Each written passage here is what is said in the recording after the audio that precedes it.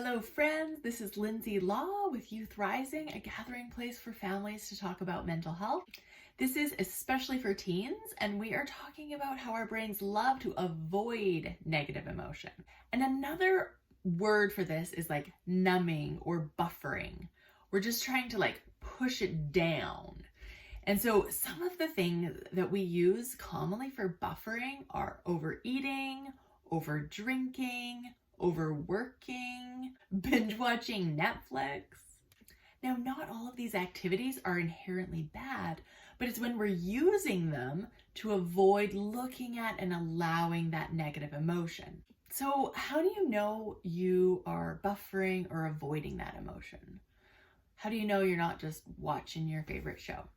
So one of the ways to tell if you're buffering is if you notice that using an activity to avoid pain in the short term, but that eventually will create more long-term pain for you.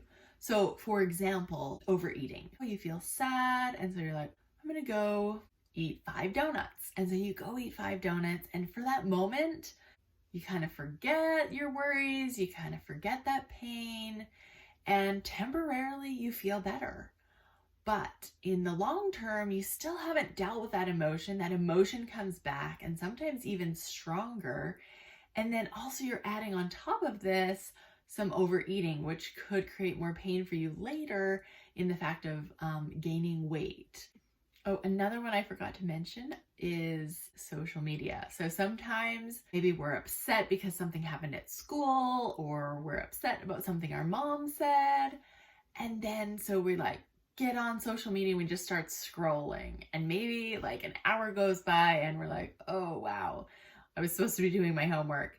But we're just kind of trying to escape from feeling that negative emotion.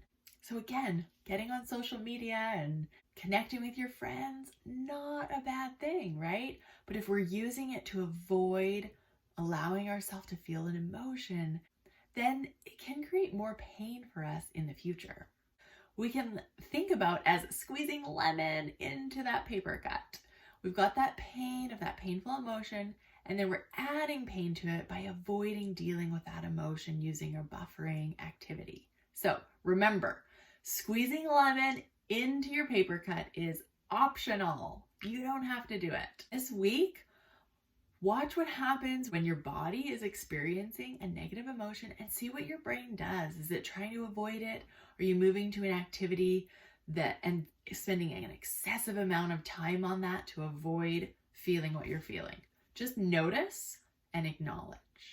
If you found this video helpful, give it a thumbs up and subscribe to my channel because we got lots more to chat about. And if you want some more in-depth learning and coaching on these kinds of topics, look in the comments below about how to connect with me for some one-on-one coaching. I help teens put self-doubt and anxiety in the backseat so that they can have confident relationships and reach their goals.